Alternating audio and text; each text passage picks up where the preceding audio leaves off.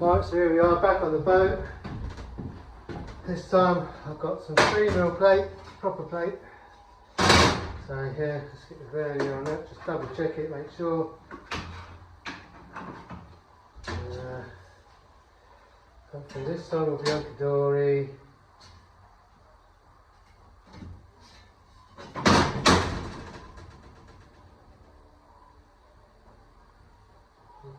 Yeah, that is 3mm plate.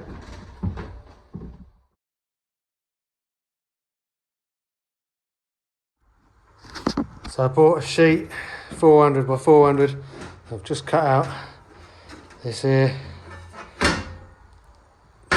Deburred the edges, give them a bit of a sand grind.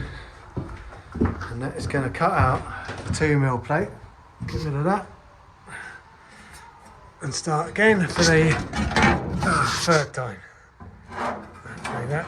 I'm doing a fucking job though this time. Lovely jubbly. See you later 2mm, thanks for the memories. Right, remark the hole. Grinding disc on, cutting disc. Got the plate down here ready to go. Holes marked out, so yeah, let's go.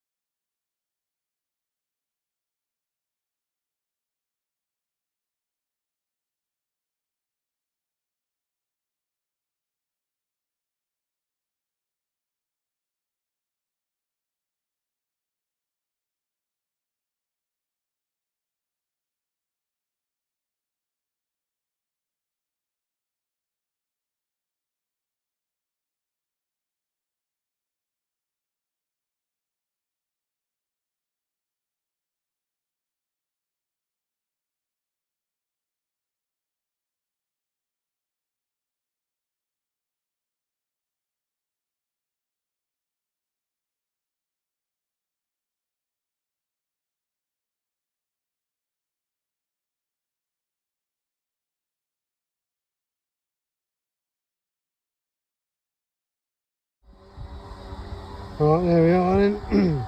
Taking me all flipping day as usual. Every time I grind back I find a little pinhole or something and have to go back and weld and then grind. And then I go down underneath and have a look and there's a pinhole, and then I weld and then blow a hole bigger than the fucking pinhole, and then I go underneath and see it's all daylight and come back up here and weld, and it's just a repeat process of just welding, grinding. Anyway, we're bloody done at last. Finally got to the point where I could come underneath here and not see any pinhole. Oh, we got some good penetration going on. But there's a point, it's taken ages, it's taken all day to get this far. And I can actually still see a pinhole there, look. Oh, for fuck's sake.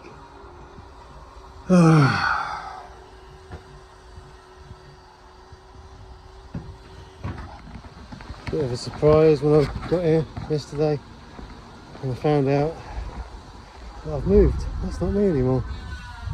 That's me there, look. I'm in there. A new spot.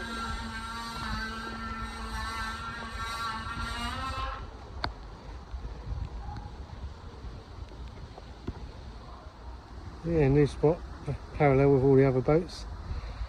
Here I am, down there.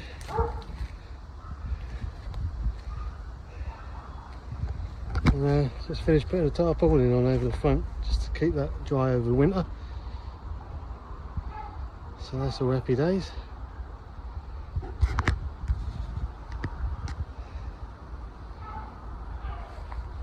The old cable tied it to 2 ratchet straps, so they ain't going nowhere hopefully. That should keep the bow bilge, whatever you want to call it, under the bow. Should keep that pretty dry over winter, hopefully. Yeah, just next to Narrowboat Merlin here. If you want to go give Nigel a follow on YouTube.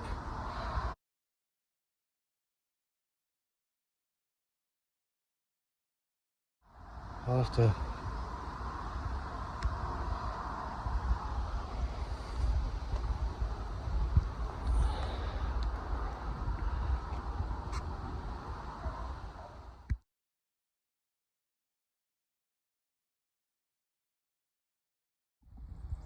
Right, so here we go then, day after. We're in a new position on the boat, next to another boat, and roof's looking plated and primered.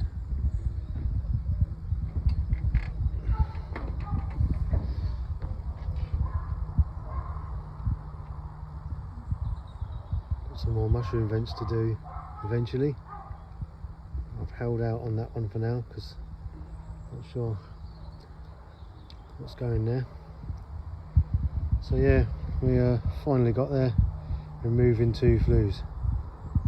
So as we go down into the boat, we'll see now. I've had a bit of a move about.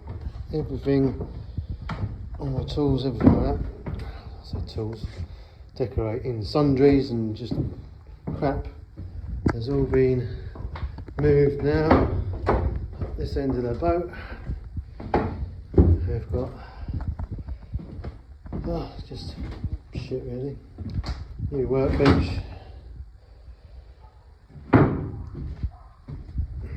through to the cratch area now. We've got a new cratch cover on. The old tarpaulin doing its job hopefully. Keeping this area nice and dry. Because even though we've got a cratch cover on there, it's not waterproof. The stitching is knackered. So yeah, it's the top. And anyway, I've been busy this morning lifting the floor up and seeing what we've got underneath there. What I'm going to do is wire wheel and red oxide the whole shell. I don't see the point in doing that unless the floor's up, because then the last thing you're going to do is clean all the crap off the floor, red oxide it and bilge paint it. There's no point doing that if you're going to wire wheel and scrape and do stuff on the whole shell, because all the dust is just going to fall. So you start from the top, work your way down. But I thought I'd get the floor up and see what we're dealing with. A bit of crazy paving by the look of it. So I'm just going to have a... Anyway, the reason for making this video is just want to show you this. You can see in the old section of the boat, this is the stern end, and these boards have just been laid straight onto the stringers. There's no batten or anything like that, just straight on. And then it's like that the whole way up the boat until you get to this, surprise surprise, stretch section as dictated by the uprights instead of the horizontals.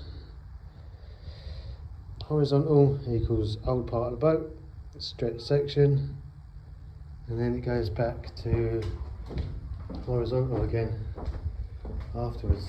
You see? Get a better, clearer view of it there, look. Horizontal, all the way down. Oop, there's the chop, there's the stretch section, there's the chop. That's the old part of the boat. So, but this has been battened out. These have been battened out. Now the funny thing is about that is that the floor was level. So that means that there's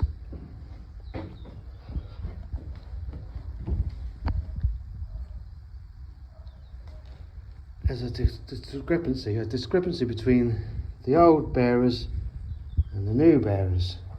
to make up for that discrepancy, they've put a batten on, which then means if I put a batten on this, the old bearers, to put the floor on, I've then got to put a batten on top of that batten.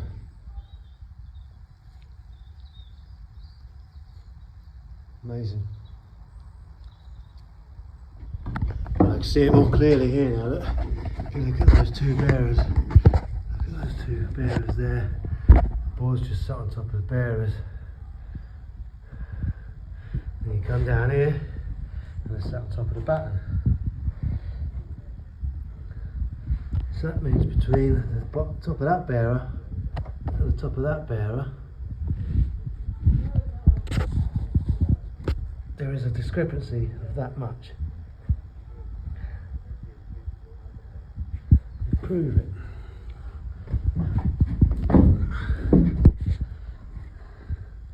Which makes you wonder why I just use the right size bearers. So that means now if I put batten on top of these bearers, I've got to put batten on top of this batten. There's a hole in the boat. What should we do? Put a bit of tape over it. Yeah, that'll do. A bit of electrical tape. Nice. Of course, that'll do. Yeah. What the fucking hell's all that about? Jesus Christ. So someone's actually drilled through from the outside, done a hole, realised it was in the wrong place, had to cut this fucking box section out, and then they've just put a bit of tape over it. Fucking hell.